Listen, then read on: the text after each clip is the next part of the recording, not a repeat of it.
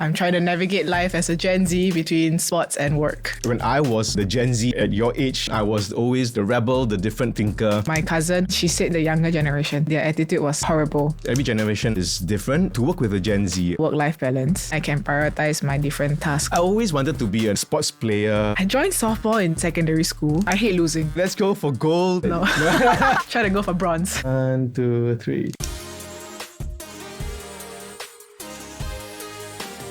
All right, we're super excited to have Bowie Tan, who is here in the studio with us. Hi, my name is Bowie. I'm a national softball player and also working full-time. I'm trying to navigate life as a Gen Z between sports and work. You're my first Gen Z. So I'm the youngest out of all your guys. You are. I was always trying to find someone in the Gen Z era because we always talk about the Gen Zs and no one better to represent the Gen Zs than. Interesting generation. Tell me more about what you feel Gen Z represents in your view. I think a lot more advanced into the culture, into the history. So it's a very mixed generation, I would say. Gen Zs are just a bit more straightforward. They're not afraid to voice their opinions. How do you think that your upbringing has shaped that thinking, that behavior? I have 3 older siblings. So 2 of them are in millennial. One is mixed between Gen Z millennial. Okay. Yeah, so honestly for me, when we were growing up, they were more strict on the things that I would say, my behavior, along with also,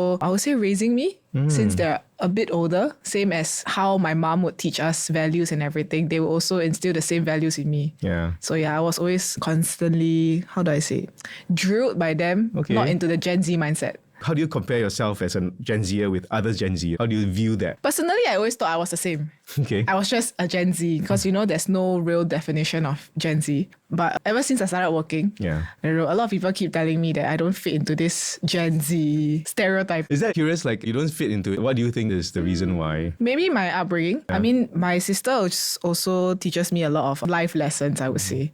Yeah, so if I do something wrong, right, she will sit me down like 1 hour in her room and then she'll just talk to me about life lessons. So I think from her teachings and everything, it's what made me who I am today also. Nice. You close to your family? Somewhat, yeah. Yeah. You'll hear and read a lot about the Gen Z generation. And a lot of the work that I do is intergenerational working environment, right? Yeah. And then you work in an amazing company. And I've also worked with other companies. Everyone goes through their different eras and phases in working with Gen Zs, right? Everyone has a different opinion. Personally, I feel it's normal with any generation. When I was the Gen Z at your age back then, I was always the rebel, the different thinker. And I see that a lot in the working space. I suppose now in the internet era, there's a lot more conversations around that. And I personally feel the Gen Z journey somehow always accelerated because of technology. The influx of information, culture, knowledge, everything is somehow exponential. And the human mind is, in my view, how are you receiving all that information through whatever you see online and social media and all that? Whereas the earlier generations, if you talk about your parents, your grandparents even, like information is, you're spending more time in approaching and absorbing knowledge. And maybe there's a decision-making process. The attention spans are also adjusted as human beings. I'm just curious, what's your take on you as a Gen Z at work? We can talk a little bit about sports as we go also, but at work, how's your experience like? What do you hear from within your company or within your network, or also with your other Gen Z friends? Wow. As a Gen Z, what do I hear? Okay, maybe recently, Chinese New Year just passed, right? Yeah. Oh, Happy New Year, by the way. Happy New Year, yeah. 恭喜发财. Yeah, so when I was having dinner with my extended family, my cousin who is working in a bank, she is quite a bit older than me. She actually told us about this story about finding it very hard to hire people, especially the younger generation. And she said their attitude was like horrible. Yeah. So I have no idea what she's talking about, right? Because I don't really hear stories about this from my friends. So I was asking her, like, what do you mean? Then she said, if they haven't finished the work, 6 o'clock, they just clock off. And she's in the banking industry. So there's a lot of work to be done, right? And she said that if they want to apply for leave, they don't necessarily take into account their counterparts, managers, like leave schedule and say, I want to take leave and this is it, like full stop. And then they don't do the handover properly when they go on leave. I was listening to it and I was like, oh, interesting. Maybe because their office is big, there's a lot of people there. There's a lot of tasks delegated to each person. But for me, generally, I communicate it very clearly with whoever that I'm working with when I'm going on leave. And I make sure to finish whatever I need to before I clock off if I can. If I have training, then no choice, I have to bring it to the next day lah. My friends generally also They are similar to me. Maybe that's why they're my friends. Most of them are quite responsible, so they don't really leave tasks unfinished. I'm not saying that everyone else is irresponsible, right? But the question is, I'm just curious, like, obviously there is always blanket statements like, oh yeah, very hard to work with Gen Z. Their values very different from ours. You hear that a lot. I hear that a lot also. Yeah, I hear it a lot. A lot, right? And my view is every generation is different and we should appreciate, value what they bring to the table, and we should understand each other. So what's your answer to your Gen Zs are so difficult to work with? Obviously, we are generalizing, Yeah, right? yeah. Everyone's very unique. Everyone's different. Different leaders view it differently. What's your statement or answer to that? How would you stand up for your generation? How do you stand up to them? I mean, okay, you know, my first strength is being deliberative, right? Deliberative. Oh, okay. Usually when people say this to me, I will ask them back why. I will be assessing, because it's their own judgment and opinion, right? I cannot understand what they're thinking and how they form this opinion. So I usually ask them why. What makes you think that this whole Gen Z is like that, you know? Yes, yeah. But I can see why they say that too. My whole generation with that whole Singapore culture of kiasuism, right, is what fuels our self-centeredness. Right. Gen Z? Yeah. How do you say? When you come to my generation or even those a little bit older than me, that's when all the starting of the tuition, competing, everybody must go to uni, everybody must get a degree. Then when you get a degree, then you get a good job, blah, blah, blah. I think it was heightened really from the millennials until Gen Z's generation. So then, especially I think with my peers and my friends, we have the expectation of going to uni, then get a degree, and then we have yearly statistics of fresh grad median pace, something like that, you know. And all our expectations always increase every year because the whole median pay increase every year. It turns into a cycle. So now having a degree, I think is nothing. It's standard. Everybody has, almost everybody would have a degree, and then that doesn't really set you apart from anybody else. That is also why I think Gen Zs are more, I must strive for my own growth. That explains a lot about their behavior, I think. Okay, very, very cool. What do you feel to work with a Gen Z? You know, I mean, it's very individual, obviously, but it's like a over generational kind of view. What do you feel Gen Zs appreciate at work when they work with a manager? What do you feel they would appreciate most so that you are most engaged when you're working with somebody like from a Gen Z generation? I think first is understanding proper work-life balance. Okay. Not saying I don't have it, but I'm saying as a whole generation, Yeah, you're very busy, you're a sports person. No.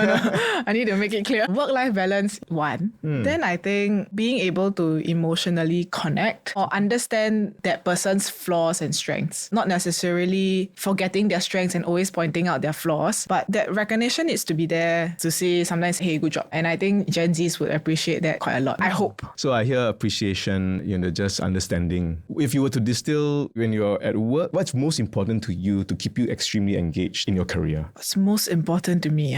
Being busy with meaningful work. Meaningful work, yeah. When there are times that I do not have much to do. This is me personally, not the generation. Yeah. I don't feel at ease or comfortable with nothing to do. I need to find something to do, you know? For every task thing that I'm doing at the moment, I feel like I need to understand the context of it. Why you need this, what do you need, why, what, and when. So then I can prioritize my different tasks properly. What was your journey like, new graduates trying to find jobs? Yeah. The macro environment, the economy, perspective of hiring a fresh graduate. When I first left school, I cannot find job. And then the financial crisis, how do I figure this out? Financial crisis. Every generation will figure it out because we didn't go personally through what that means. And again, it could be a generational thing or a personal story. Like, how did you approach getting your first role or your first job, your thinking process like? Hopefully the people listening could maybe benefit from your experience also. Maybe I think it boils down to a lot of uni graduates, they have internship experiences. And I always believe that whether you're an intern, whether you're a full-time, if you're just at work, you should just display your best or try your best essentially, and then let the work speak for itself. So when I was interning in the same company, this was my only internship for the entire uni. As a business student, business students have internship after internship everywhere during summer, during the semester itself. And for me, I just had no time to do so because softball, right? Yeah. And do the internship, see what I can do, see whether I enjoy it. And then of course, whatever work that I'm given, just try to do it to the best of my abilities. That was in 2023. So I graduated last year, April. But before that, from end of 2024, December, Yeah. So I had one more semester left. From then onwards, I started applying for jobs. Okay. And I think I submitted at least 100 applications. Okay. Yeah. It was not easy. And I didn't start work until August last year. So you can imagine the whole gap, right? Yes. And when I was finishing my studies in April, then I started to get a little bit more anxious about if I'm going to find a job, essentially. Then that's where the point of, am I applying correctly? Am I submitting my cover letter? Then you start to doubt yourself about, is it my skills? Is it my grades? Is it my lack of internship experiences? There was a lot of pressure from my family as well to go find a job. My siblings are older, right? Yeah. So they're like, no, you cannot just laze around. You cannot just do nothing. You need to go and find a job. The pressure there. And then I also had to consider, if I find a job in which month of the year, how is it going to affect my training? Oh, wow. Yeah, because I was traveling quite a bit in preparations for SEA Games last year. It's not very ideal for a newcomer to suddenly take 2 weeks leave. Yes. Right. So in the end, I think it all worked out well. My hiring manager or my intern boss, Marcel, shout out to you. Shout out Marcel. I've never met Marcel, but I think he's now in Australia. Yeah, he's in Australia right? now. Yeah. So he actually reached out to me. Oh, nice. And asked if I would like to join his team. Beautiful. So I jumped at the opportunity because I also remember how much I loved working there. And of course, then I met with Evelyn. Yes. Shout out to Evelyn. Shout out Evelyn. Yes. So after I spoke to her and Marcel, and then that's where the ball really got going. And then that's how I ended up joining Birkenstock. Birkenstock. The reveal has happened. Yeah. Yes. So now I'm working there. Yeah. And it's been great, honestly. I feel very comfortable now. And I do not wish to revisit that uncomfiness of not having a job and finding a job. It's never easy. Starting out, there's a lot of emotional uncertainty and also macro environment uncertainty, right? It's like, am I good enough? What's my value? How do I showcase your value? Your story really resonates. Punching through, finding opportunities, send over 100 resumes and landing opportunities that you feel that resonated with you. That's kind of sweet, right? It's nice. Hopefully, someone who is going through this journey, I suppose all of us goes through our challenges. Yeah. Right? All of us goes through our doubts. Would there be any advice for someone who just graduated? Is there a couple of wisdom that you feel that you could share with them? I think don't try to be a Gen Z too much. Okay, interesting. Okay. I do not know how. I mean, try to make yourself stand out in terms of your values and beliefs, which is not going to be easy because it's your own personal beliefs, right? But I guess you have to open your mind up a little bit more instead of me, myself, and don't be afraid to try new things. I had this catch up with a friend. She also couldn't really find a job. And then she told me what she was doing throughout this whole few months that she couldn't land a job. And she said that she would go onto LinkedIn and then she would find people, message them and introduce herself, of course. And then after that, she asked if they are down for a coffee chat. Yeah. It's not even like a job interview or anything. And then in that coffee chat, she asked them, how can she improve as a candidate for a job? Or what skills would this position be looking for? She told me that she had a few coffee chats actually. Like people were willing to sit down with you and like strangers, just talk about life and work and how you can set yourself apart. I found that very interesting because the both of us are huge introverts. Yes. She had to force herself to do that. So I was like, wow, maybe I should try it too. But no. I like what you said. Kind of resonated with another session that I did. How do you actually stand out in your own way? Your friend did something really cool, like got out of comfort zone, strangers, and asked for coffee and then have a chat. Any other prompting questions? Wow, very good. So if someone who's preparing to meet or go for an interview, especially your first few interviews, how would a fresh graduate prepare themselves for the interview? Oh, I'm not great at interviews, by the way. But for me, myself, of course, you do your research, right? About the company. Try to have more conversations with people that are hiring managers across the industry, across wherever it is. Because they will have the set of questions and the thinking for interviewees, right? They would know what to ask interviewees. If you have friends, siblings, anybody that's in a position where they can hire people, just ask them for help and have more conversations with them. And also be yourself in interviews. If you are able to answer those questions confidently and explain your logical thinking behind it, then that's good enough. That was good enough for me. Yeah. If they asked me a question and I could explain it and I could give my reasoning behind it, then I was satisfied with the interview. Nice. Yeah. But that doesn't necessarily mean it's a good interview. That's great. Thanks for sharing that. I mean, for interviews, a lot of times I always say preparations is key. If you don't have a lot of work experience, one of the things I personally did when I was trying to find a job was I start random projects, meaning like I'm going to do a research on what consumer behavior is like in the F&B industry. I just gave myself a topic. It's just for me to gather insights and point of views. So whenever I go for a conversation, there's always some sort of a point of view. So before an interview, what I typically do also, and I have not had an interview for ages, is, besides just researching the knowledge, right? Yeah. You want to show problem-solving skills. You want to show real case study observations. So it's taking it 20 times further. Not saying, hey, I got 4 A's and I was captain of softball team, for example. I mean, that's good, but at work, you know that it's not just about that. Yeah. It's It's not application. relevant. It's not relevant, yeah. But it shows you have skills, and then there's also the application of knowledge. How do you find point of view? So the main thing is for me, if I was interviewing a lot of people, I like people who have very strong point of views and are able to either defend or justify or share why they say this is a great point of view. Yeah. But at the same time, very open to be challenged. A couple of other podcasts with my other co-hosts also, we spoke about how do you stand out. Personally, I like to hire people with interesting diversity in their lives overall, because I can hire a really good strategic marketing person or whatever. Yeah. That's great. But I feel that some person who's able to share different dimensions of his or her life can bring different thinking, different dimensions, and they're just different approaches. So therefore standing out. And you're more memorable, like, oh, I used to be a DJ, I used to do different things in music. I really agree with that also. Because on paper, everybody's the same, right? Yeah. So then, if you finally are able to land an interview in real life, especially, then it's more about how you bring your own personality to it. Exactly. Yeah. Yeah, your personality. I think that's important. Yeah. What's your personality at work, right? So it's such a big word, but I agree. Therefore, you're colourful, you're different and stand out, but you have to deliver the results at the end of the day when it comes to work. But that's just getting the foot through the door. I hope everyone is able to find their own story and really articulate the value that they can bring to companies and to each other. Enjoying this podcast? Hit the like and subscribe button so that we can continue bringing you great content. Let's talk a little bit about sports. Okay. Yeah. First half was a little bit about Gen Z, just kind of going into how you approach work, how you're thinking about work, how you apply for jobs. So let's talk a little bit about your other life as the other half. As a national sports softball player. Personally, I always admired sports people. Oh, thank you. Growing up, I always wanted to be a fit young sports person. I tried, never made it to school level. I tried tennis. I never made it anywhere. I wish I could do it, but it's okay. Maybe it's just not my journey and my cup of tea. People obviously more talented and stronger than I am, especially when you're 15, 16 years old. There's this physicality of it also, right? Maybe it's puberty, how you grow up, and all that. But I always wanted to be a sports player. My brother, on the other hand, a school team, a tennis player, soccer player. Both? Both? Wow. Yeah. Don't know how he does it. So therefore, I just wanted to ask, what was your journey like? Entering to softball and then going up the ranks to represent Singapore at the SEA Games just earlier this year in Thailand. What was that journey like? I would love to hear that story, and I hope this story can resonate with people who are aspiring to go into sports. Maybe I start with how I chose softball. Yeah. It's your story. So I joined softball in secondary school. I was from TKGS. So my 2 sisters before me are also from TKGS.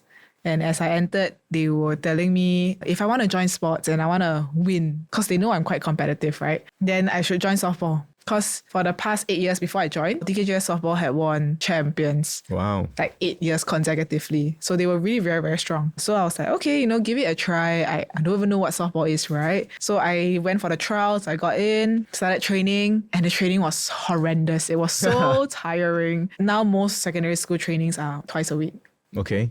Ours was 3, 4, 5 times a week. Wow. So we had the B division, C division. Monday was B. Monday, Wednesday, Friday was B division. Tuesday, Thursday, Friday was C division. If you cannot go for one training, you make up the next day, since my coach is there every day, right? And so it was just like a terrible journey. Very, very tiring, but very fulfilling also, because you get to see who survives it, basically. Wow, yeah. So in Sec 1, there were 13 of us. At the end of Sec 1, 6 of us. So the 6 of us really stayed through Sec 1 to Sec 4. And of course, my coach, who has passed away a few years ago, she was really very harsh on all her students, but for their own good.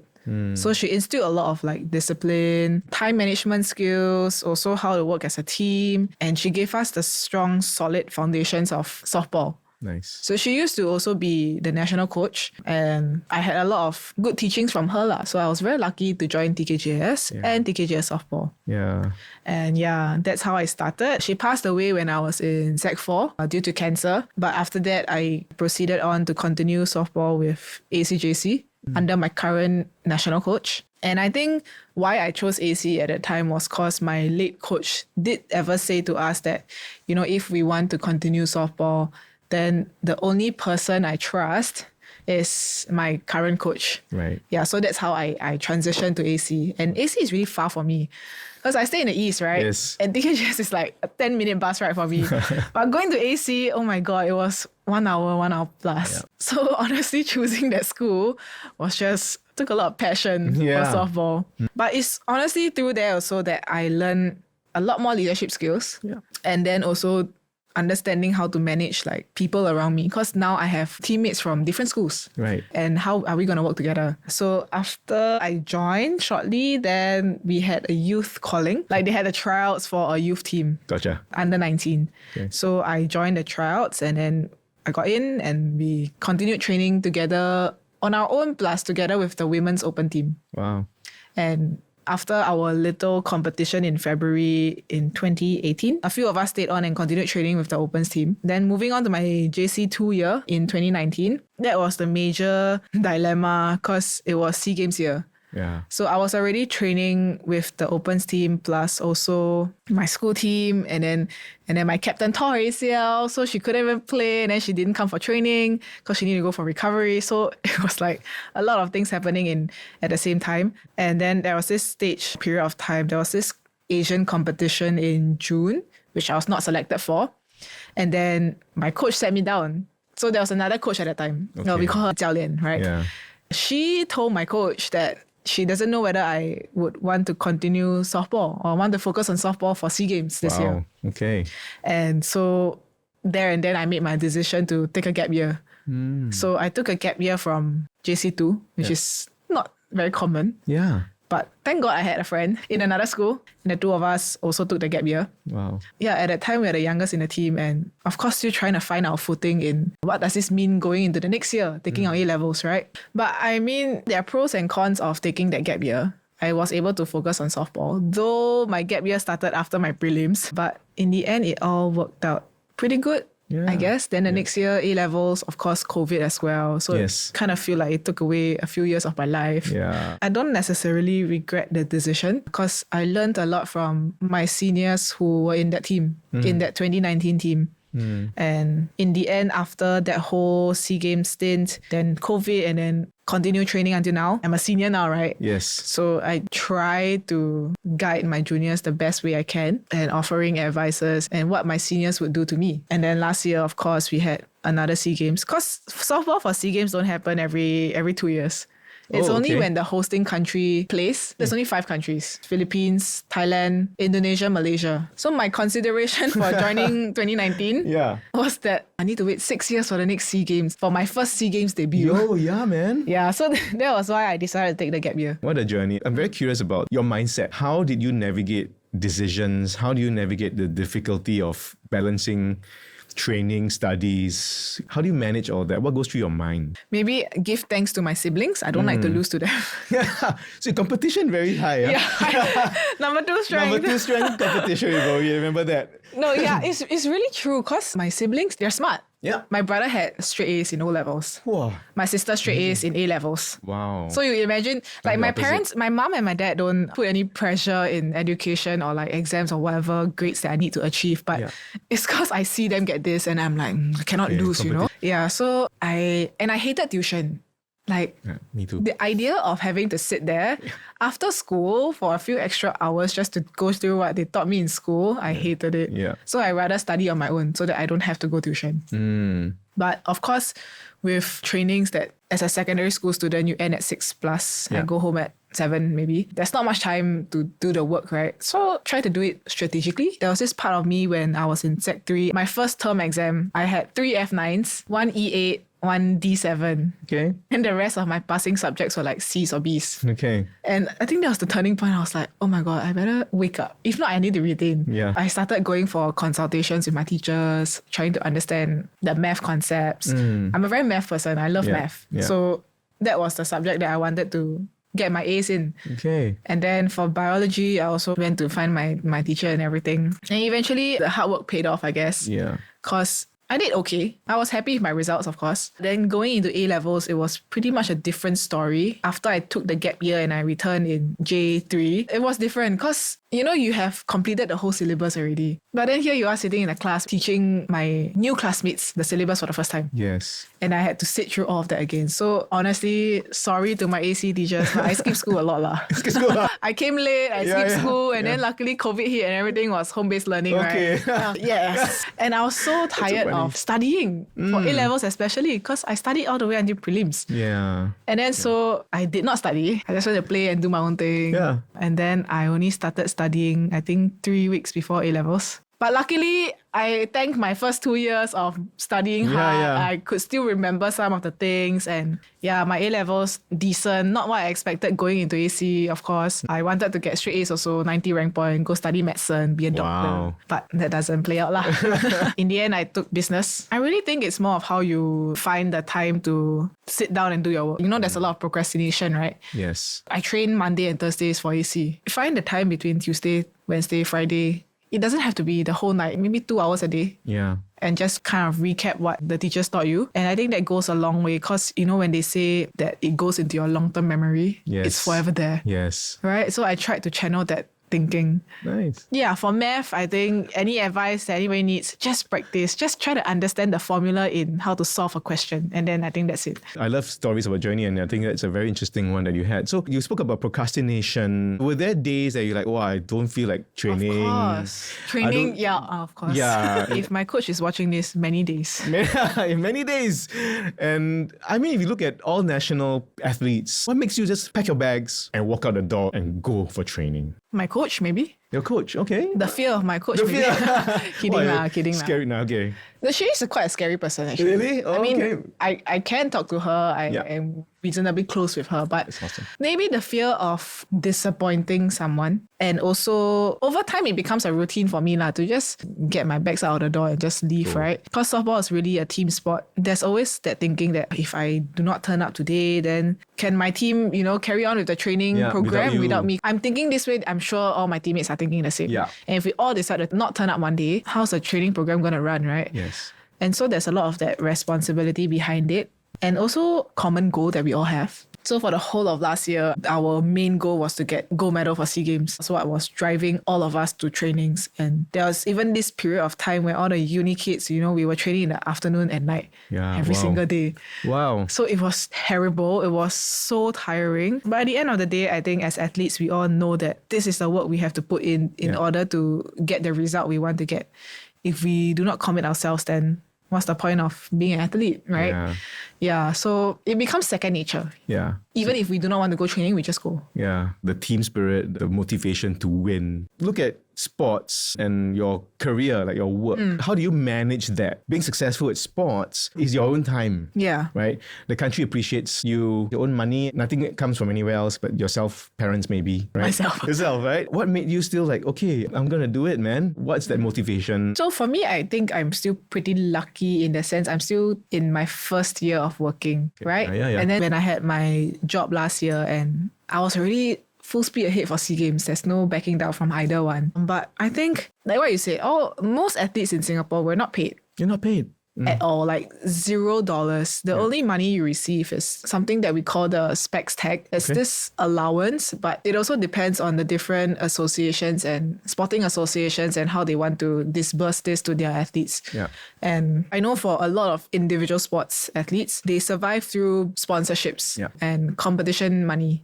So when they enter a tournament, let's say for tennis, they do win money, right? Yeah. Cash prizes. But for team sports, it's completely different. It's nothing, like $0 at all. So it's very difficult. And I think for SEA Games, I'm pretty sure a lot of people saw the article on the cash prize. Yes. Only gold medals get money, right? When my colleagues heard it for the first time, they were all shocked. They were like, even silver medal, bronze medal, nothing else, $0? They were like, yeah. I mean, Singapore, the government has tried to increase its efforts in supporting sports. We do have the gym that is open to national athletes only. Yes. And then we still have physios, recovery, everything. But I think for me personally, when I'm trying to cope with work and sports, it's a very, very difficult thing for me. Especially now that, this year, I think 2 weeks back, I was emailing Evelyn my leaves for the year for softball. And then on the other hand, I have to tell my coach about my working trips because then I'll miss trainings, right? So I realized I'm only in Singapore for half the year because the rest of the half a year I'm overseas doing something. And then also, I'm not as lucky as my other teammates in the sense that they are in government related jobs. Gotcha. So for those that are working now, I think there's about maybe 8 to 10 of us now. Some of them are in social work, hospitals. So they have what they call the unrecorded leave, 30-day unrecorded leave, which is fully paid as well. So it doesn't count annual leave. Annual leave, yeah.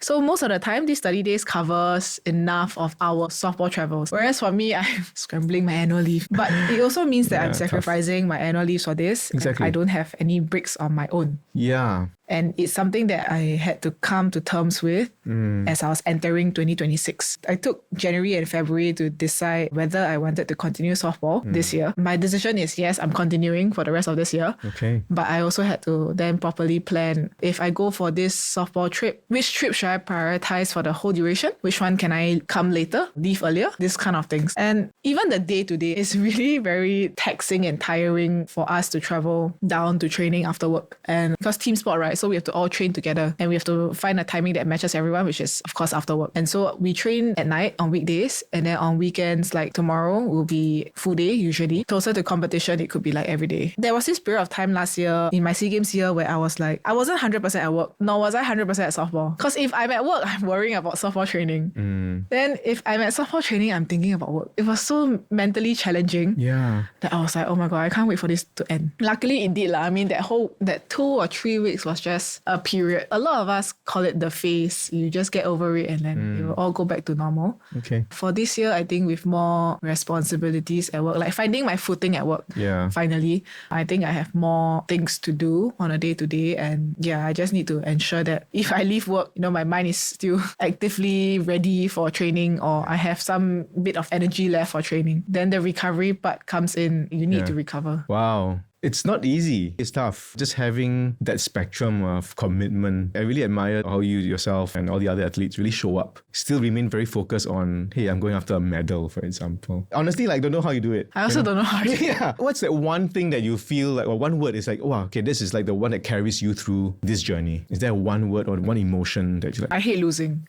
You hate losing? Yeah. And that drives you and keep going? Yeah, I think I hate losing is one, and the love for adrenaline. For me, SEA Games, the 2025 SEA Games last year, the deciding factor to continue into this year, 2026, was that when I was playing SEA Games, I had excitement throughout the week, of course. But the most exciting match for me was against Philippines, because we're about the same standard now. And Philippines is a hot favorite for softball. They're good. And then playing the rest of the other countries, not that it's boring, but I just don't feel that fire as much. I still try to do my best, of course. Yeah. The fun of oh my God, intense match is only Philippines. And then, so this year is Asian Games in Japan, Nagoya. And there are, of course, better Asian teams there. So I wanted to have that satisfaction, of oh my God, intense matches all the time.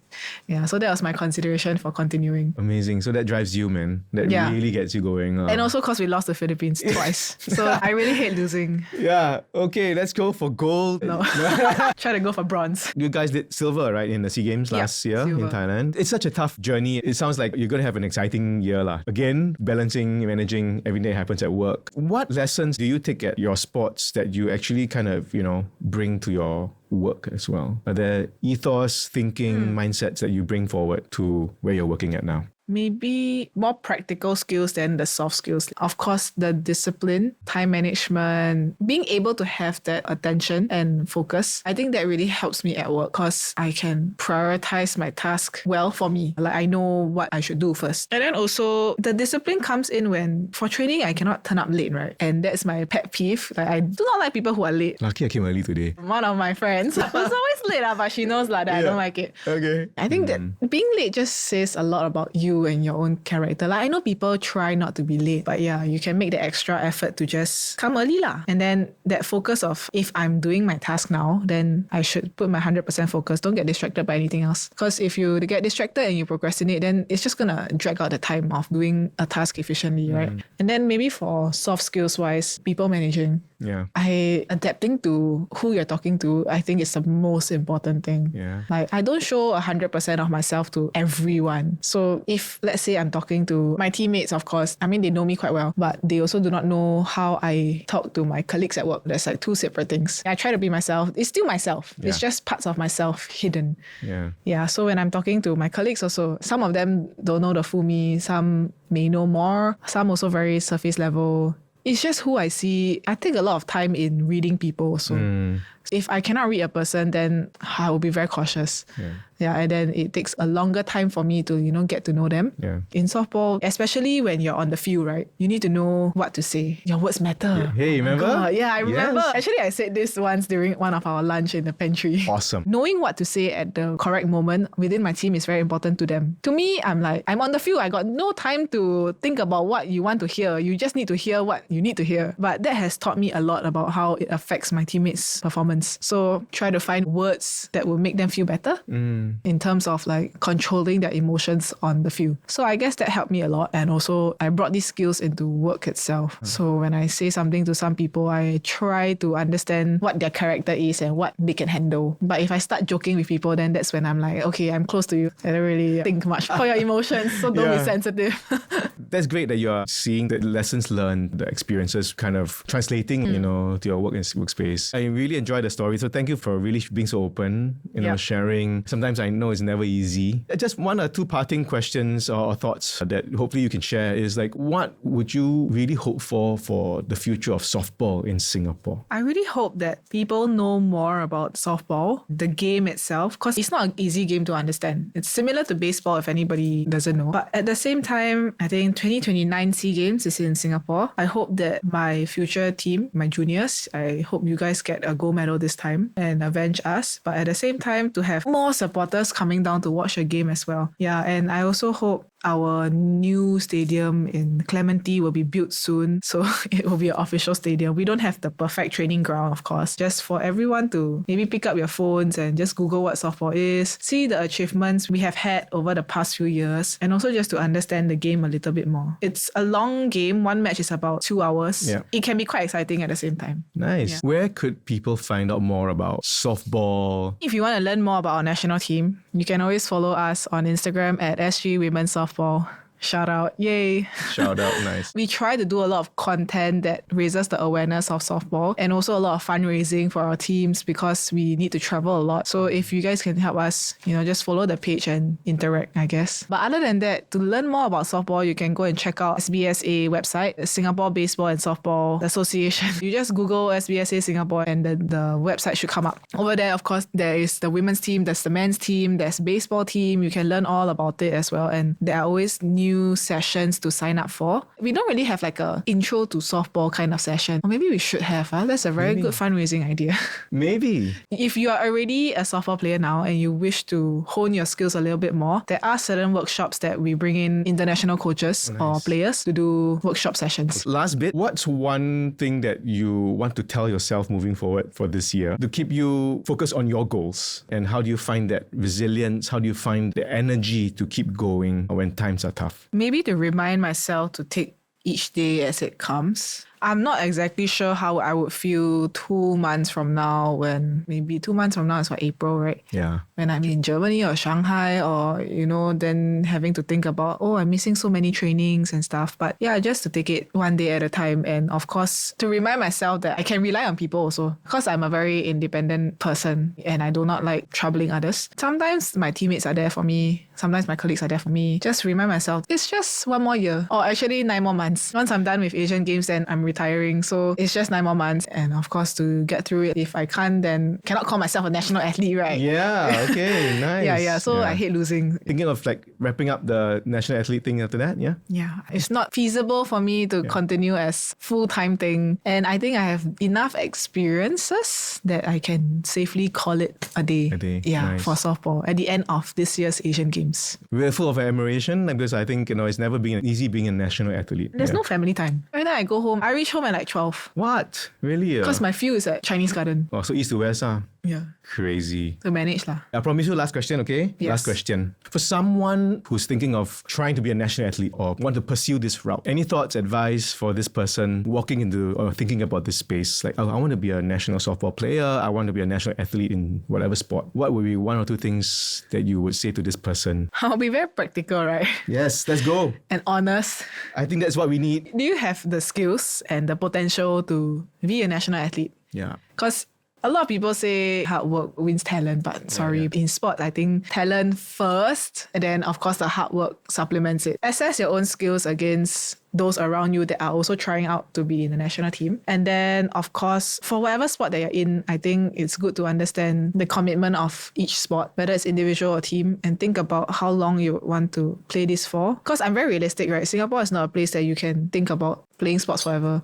So think about how long you want to do it for, whether it's for your whole uni life. I take it that somebody is in either JC or poly, tertiary education before higher education lah. So if you're like 18, 19, around there, think about if you are going to go uni, can you manage with your uni studies? And then are you going to continue when you start working full-time as an adult, or you're going to just play by ear, everything? Like, I feel like being a national athlete, you have to plan a lot in advance. Yeah, that's my 2 advice. Thank you so much, Bowie, for talking about work, career, life, softball, resilience, and all the good stuff that happens as a national athlete working full-time. It's never easy. Thank you so much for joining us. Stay tuned for more stories, more amazing pieces of advice, more stories coming your way. See you real soon. Bye. Bye. Thanks for having me. Thanks, Bowie.